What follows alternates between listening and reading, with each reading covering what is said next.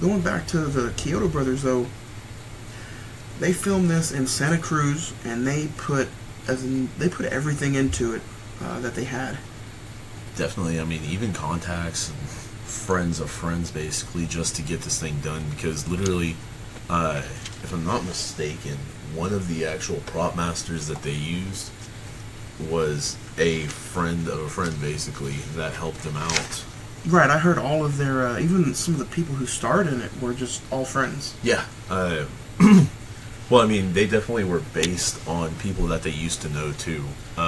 Because Mike Tobacco was kind of that ladies' man kind of guy back in high school that they knew. And Susan Snyder, who played Debbie Stone, was kind of that pretty girl that every guy's after kind of thing, you know. So, and I don't think like anybody has really done anything since or before other than the guy who played Mooney. John Vernon. Looks like Mike Tobacco, or the guy who plays Mike Tobacco, Grant Kramer. He's done on and went on to produce some pretty big stuff. Hey, not too bad then. No, he's helped produce some stuff like The November Man, Lone Survivor, End of Watch. So some stuff like that. Oh, there you go. Lone Survivor, End of Watch, definitely out there. End of Watch is so good. But John Vernon, who plays Curtis Mooney, is really the only big star that's in this show or in this movie.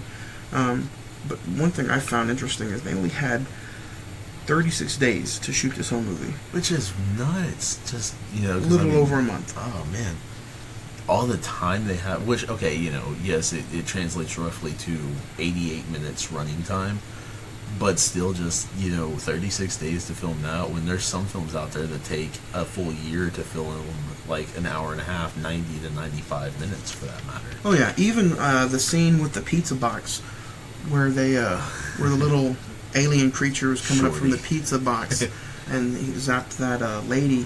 That took them 2 hours to get the exact scene that they wanted. Which, actually, coming to that, all the clowns actually have names. I didn't know that. I just thought they was a big clown, little clown, dumb clown. Well, I mean, there's double big D clown. I mean, big clown. Well, there's like Jumbo, Fatso, Shorty. There's Rudy, Spiky, Slim, Magori.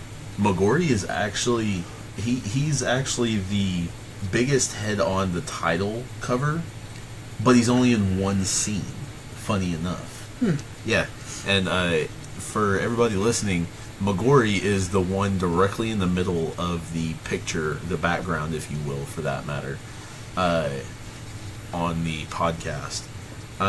Which, funny enough, they had a couple female clowns in there with the brothers, you know, the clown ice cream brothers. Oh yeah, the ice cream brothers stumbled upon them, and their bosoms got bigger. They are actually named Rosebud and Daisy.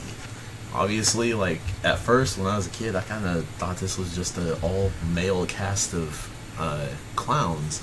But no, got a couple of girls in there. I didn't know that they were even named. But, yeah, let's just go back a little bit. This movie depends on what kind of movie you're into. If you're used to the big-budget Fast and the Furious, Transformers, Marvel movies, you're not going to enjoy this movie. But if you enjoy film for what it is, whether it took $80,000 to make, $1 million to make, or had a $200,000 or a $200 million budget, if you enjoy B-rated horror movies, you're going to love this movie. And what I find interesting about it is it comes off corny and it comes off, you know, not scary, but the director and the Kyoto brothers had all intentions to make this a creepy movie. Yeah, they actually took this fully seriously, and like, it's not a parody or a joke of itself. It's, in a way, looks like a parody movie, but it's just because they actually took things that they seen, you know, growing up, and actually used them. So, you know, actually in some of the documentaries, they touched on how their inspiration came from different movies that they seen growing up as a kid, you know, kind of like this. So that's actually very cool to know that little humanistic aspect of, you know, a Hollywood props man turned director, producer, and kind of cult icon in a way, which apparently they've been talking about a number 2 or a sequel coming in the works for. They've been talking about 10, that for they've been talking about that for years. We'll get a little bit more into the sequel. We'll do some fantasy booking at the end of the show. A little bit, yeah. But it's amazing that you said that. It's because they wanted to do like a whole franchise, almost as big as a Saw franchise, 8-9 films. Yeah, they said that, if they had constant funding, that they probably would be up in those areas for that matter. But I mean, like you said, when you've got $1.8 million to work with, that, and they're working on so many other movies too, or they have worked on so many other movies in the meantime. They just haven't gotten the actual green light, I guess you'll say, from the studio to go ahead and get the thing going. Some extra mentioned names here. John Massardi was the composer. I didn't get much backstory on him. He hasn't really done much. He did get a job with Disney.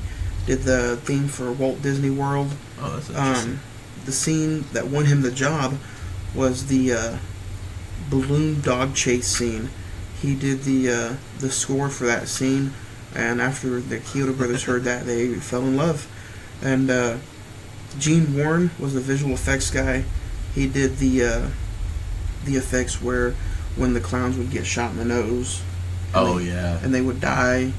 Kind of a tornadic light experience where scene that they had broken some mirrors or taken chips of mirrors and actually fixed them on a tube in a way that where it spun, it would put off all this light that they were refracting from it and kind of throw all kinds of light out. So make a great little dying scene, I guess you'd say, for him. Right. We're not going to break down scene by scene by scene, but it is pretty. We will tell you about the opening scene, how it starts off with the music and killer clowns from outer space, and the couple is making out. Pronouns. Couple is Mike and Debbie are making out at the top of the world is what they call it. Every state, every high school had one. Make out hill. And they see a shooting star, and they decide to go hunt for it. Yeah, and I mean, she's a little off-put by it at first. She has something some off feeling about it. But they go and they eventually get into the cave, the tent, for that matter. They eventually wander upon all these different little things. And one room they get to go into, I don't know what they'd actually call it, the feed room or something, but houses cocoons of cotton candy. And you kind of makes you wonder what in the world is in those things. Like, there's only a few at this time, maybe 15 or 10 or something like that. And they go eventually to look at one and literally rip part of it off. And lo and behold, they see a old farmer man from the beginning of a film searching for it as well, like they did. But instead, he looks like he's kind of going into a liquid state, kind of like he's decomposing inside of this, or being digested for that matter. So you kind of got to wonder, is this the way they digest their food, and all they can really eat or consume is liquid, I guess? Right, and we were talking about how none of the actors or actresses were really in anything bigger. Going back to Suzanne Snyder, she was in Return of the Living Dead Part 2 as Brenda. Other than that seems like that's only her really other big role, other than doing some TV shows. She was in T.J. Hooker, a couple episodes of Seinfeld. Other than that, nothing too big. So that does bring this horror movie, Killer Clowns from Outer Space, it does bring it into a little bit, you gotta appreciate for what it is. Yeah, just because it's a B movie does not mean in any way, shape, or form that it's a horrible movie. It's a good movie.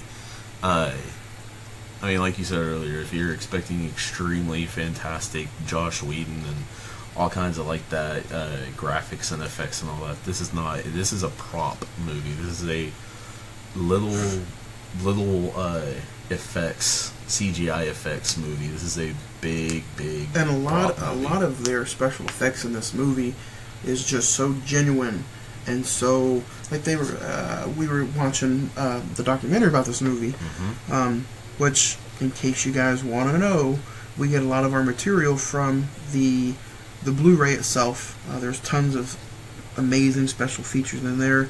Other stuff we just research throughout the weeks. And even stuff we sometimes catch, like on a kind of a whim, for that matter. You know, just watching the movie and all of a sudden, like that one we caught on the wall in the sheriff's building. Let me kind of crazy. Little side bit note for that.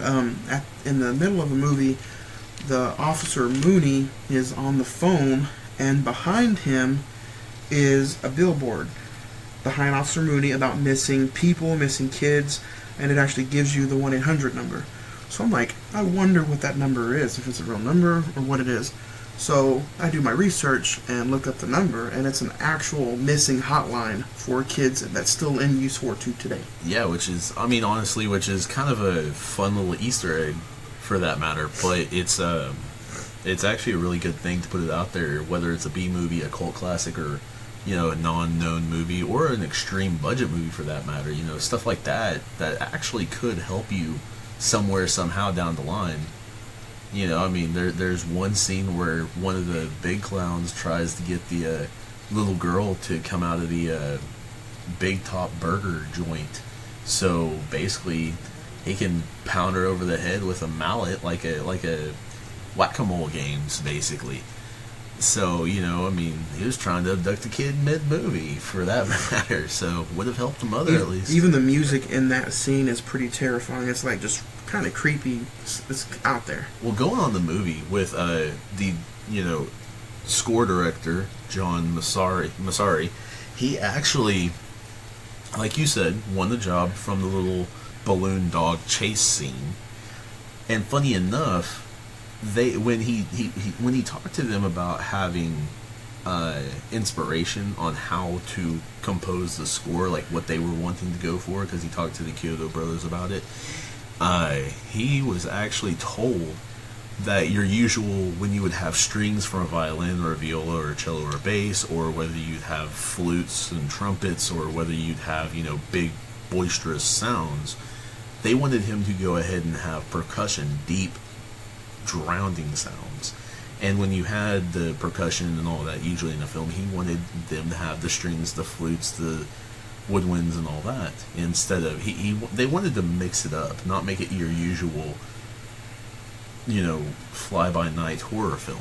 They wanted to mix it up and actually kind of get back asswards, if you will, for that matter. Yeah, and like you said, there's a scene where all the clowns are walking towards town, and that was the actual parade scene. Yeah. Well, the ones where the clowns are at the beginning of the movie, they're walking into the town. Oh. But like you said, yeah, they were. That actually was the last, the rap take, if you will, the last scene of film. And it goes to show they never film 100% in direction. They never film 100% chronologically. Right. And that kind of seems like going a little off subject though, but that kind of seems really, really hard. Like, day 1 shooting could be the end of the movie. Yeah, literally. Day 5 shooting could be the beginning of the movie.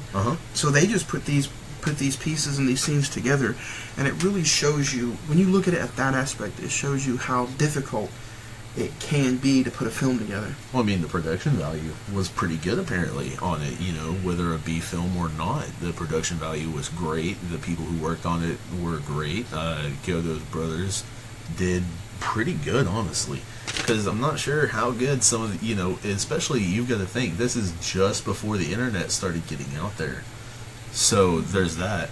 Bringing up that scene, though, what's funny is that this little town actually lays 5 miles from the crash site, I guess you'll say. And the town in question is called Crescent Cove. So they basically walked 5 miles just to go around town to, local drugstore and Big Top Burger and all kinds of stuff to mess with people, mess with kids. I guess you could say at the drugstore they were buying a bunch of stuff. Cause, and people who may have not seen this movie, we didn't really explain it very well. Killer Clowns from Outer Space. But if you've never seen the movie and you're listening to this first, or you want to listen to this and then maybe think about going to see the movie, the clowns aren't clowns terrorizing people. They're aliens who look like clowns, and their spaceship is a tent, and it lands, and they just decide to terrorize a small town. Actually, and I was wanting to save this little bit of information. I actually have information on what they truly are, and this is from the Kiodos brothers themselves. The clowns are actually space slugs. Ooh. Literally, they're space slugs, and they're looking to pretty much feed themselves throughout the universe, the galaxy, or wherever the heck they go, to go from there and have their feed. Which brings me to a little different thing right here. Another show that has space slugs, and one of my all-time favorite shows on television for that matter, Dragon Ball Z.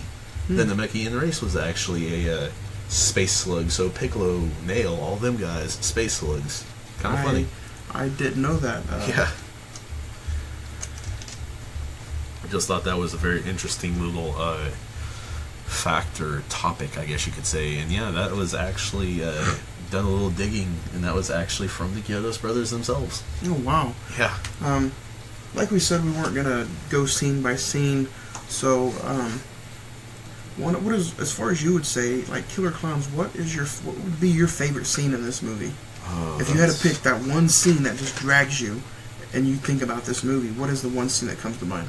Truthfully, it's not really one scene. It's a couple different mixes, but it's when they were initially going around town, and I guess you could say getting a feel for humanity and how to trick all of us and how to get nutrients, essentially, is what they're here for. So in one scene, you actually see one of the clowns, I think his name is Slim, I'm not sure, going up and looking at an animatronic bear that you would see in like a Halloween store like Lowe's or Home Depot or whatever that you can buy and go from there. And the bear is kind of doing robotic motions. Well, he actually sits his bag down and starts doing robotic motions himself in front of a drugstore, and just does some little tiny movements, and these two women come up and just think he's a big prop in front of this store, which later on they actually go in and just cause havoc inside this poor old guy's drugstore that he's just trying to make a nice dollar for himself. But yeah, they wreak havoc in that store. So would that be your go-to scene that you appreciate the movie for? Or definitely, because it kind of invents a realism to them. You know, they're trying to learn how we are. You know, with the pizza scene, with the Valentine's gift scene, with the Big Top Burger scene, with the drugstore scene predominantly for me. It's just they're experiencing or trying to experience how we are as creatures. Right. A couple scenes for me is the one scene that I like and is just one of my all-time favorite scenes is the one where the smaller clown with the green hair. Uh-huh. I don't know his name. That would probably be Shorty. At least that's what I'm speculating.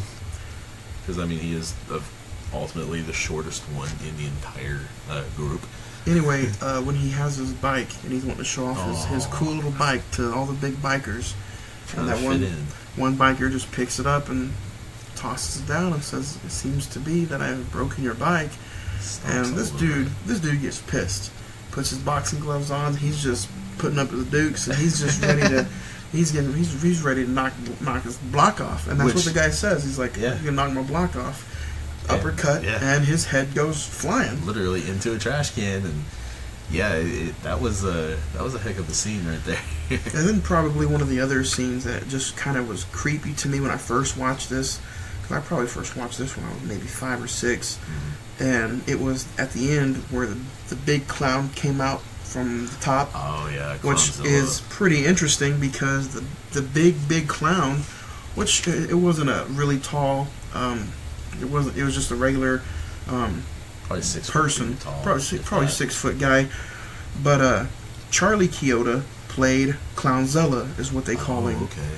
And the way they film it, they have the camera up by his shoulder, so Right. everybody in front of him looks really small. Usually they also use that same kind of filming for... Lord of the Rings, yeah, a lot of that, for that matter. The different angles really helped him out, and, you know, getting...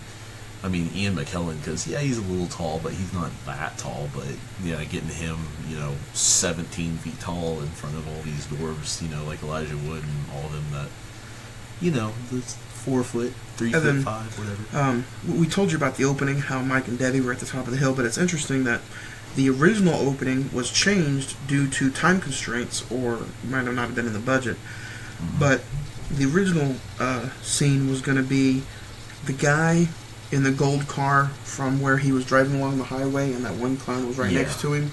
That guy in the gold car was at the top of the hill with his girlfriend. Oh, and they or I guess they were on their way up there, and they got into an argument or something. She walked off. He told her to get out, and then I guess one of them two were just going to go ahead and die, and that's how the movie was going to open. So yeah, the guy probably, because he was the one being chased in the car by the clown that was just floating along like he was in, you know, Wonder Woman's invisible boat or something. So due to time constraints, they went ahead and took that scene out, but they still have the guy in the gold car. Which another interesting tidbit is the car flying off of the... Like veering off the path instead of like what they wanted, like flying off. What did they want from it, though? They just wanted it to soar. They wanted it to become a plane for a couple seconds and just crash and burn in the other side, and the clown just laugh at it. But apparently one of the cables broke, and there was a sandbag that was at a position that they didn't want it to be, that had too much weight in one part of the car, that probably even broke the cable, honestly. But just didn't let the scene turn out, and they didn't have enough time to refilm it, so that take was that take, and it made it into the final cut. Simple as that. This movie was definitely, like we said, they put a lot of time and effort into it. Also, Dwight Roberts is the guy who did all the clown makeup, the sculpting, created the masks, did the animatronics also for some of the clown movement, the blinks, the laughs. Which that was intensely they pretty much hard, basically. Right, and they pretty much had like 3 or 4 different heads for each clown. One that was just an actual mask that they could walk around in. One that blinked, that the actors could wear. It blinked and it smiled. And then the other one was complete, just something somebody couldn't put on. Which, yeah, actually going back to the car scene with the little animatronics, they were saying that there was motion activators in the wrists on the clown, so the rig underneath the car, of which he was actually going by with, he could move his wrists certain ways, and he'd go back, forwards, or side to side for that matter, and he'd be able to control pretty easily. And I thought that, and that the fact that his shoes were lights was pretty hilarious. There is a lot of small scenes in this movie. They're like, oh, that's pretty funny. Another scene that's pretty funny to me is when the guy stumbles upon the puppet show. Oh my god. And the two puppets, the guy puppet is trying to kiss the female puppet, and she's like, I ain't having none of that. So she gets out her zapper and zaps him away. And then here's this big old clown that just pops up. Yep, and basically shows the onlooker, the audience, if you will, what's going to happen to him pretty soon. And unfortunately, he is cotton candy juice after that. So we're about to get into some cotton candy juice and some of the theories that you have. On what? Yeah. Oh man, this is a. So before we get into that, though, let's take a look at the vacuum. The vacuum that they used to suck the people up. Oh, in the parade? In the parade was actually an existing pickup truck, and I guess the news, as far as for the director, wanted that scene to be very dark. He didn't want the vacuum to be he didn't want it to be comical. Right, yeah, no, because they're not trying to take it as a joke. They're trying to be serious, so they want it to actually be kind of clown-like, because that's the whole theme of this show. But yeah, they wanted it to be serious. I get that. But you had some interesting facts about the cocoons and the balloons. You had some theories, a little fantasy booking, I guess. How would you go about that? Okay, so with the cotton candy cocoons, they are actually kind of digestive systems, like I mentioned just a little bit ago. So essentially, they actually digest the person, liquefy them. So in like one of the scenes, the big one, I guess Fatso or something like that, Jumbo, one of the two, actually sticks a straw, like a crazy straw, in and sucks up the nutrients and juice. Well, then you see some balloons in the background, actually. And the funny thing about the balloons is that they have the people inside them. It's just a big old balloon that has people inside them. That's it. But what's a possibility that what it's for is so much more mesmerizing than what you are presented with. Because, okay, think about it like this. If you're going across the galaxy and you want food, okay, say you're going on a long trip, you want food. Well, what have farmers done? Well, farmers have basically made it to where they are cultivating their own food, right? So if you want your own food, like chicken, you're going to keep having chickens, raise chickens, raise chickens, raise chickens. That's the same thing that they're doing in this movie, for that matter, is that they are actually storing humans so that they can, males and females, so that they can have them mate and get more nutrients and food. So yeah, actually that's what they're using the balloons for. So they have stock, like livestock, for the future. Because, I mean, hey, we produce kids, so why not have the offspring of the offspring of the offspring to eat, basically. Yeah, it's kind of crazy. Kind of like Men in Black, where he came to Earth looking for a jewel, yeah. And then he's gotta take a snack up with him before he leaves. Exactly like that. Yes. Oh man, Men in Black. We should cover that in future episodes. Men in Black, definitely. Talking about these clowns being aliens, though, like the amount of time and effort and work that got put into these outfits and this makeup and the masks, and it's just all the work that you see that these guys put into this movie. I'm kind of disappointed that it's not as bigger, popular as it should be, because I mean, that's a lot of work. Oh yeah, definitely. And I mean, okay, you know, CGI is a lot of work too, but when you're having to do this stuff by hand, it's just that much extra, you know, because now we've got it to where we can literally go on a computer and, like we're doing now even. But the time and effort put into this movie, and then, like, I mean, it's popular now more than it was, I think, when it first came out, because there's all kinds of, like, comic strips, toys, clothing, the masks. They sell these masks at the Halloween Superstore here in Oklahoma City. You can find them right now, actually. I think they're between, like, 40 and 50, 60 bucks. But everything about this movie just intrigued me when I was younger.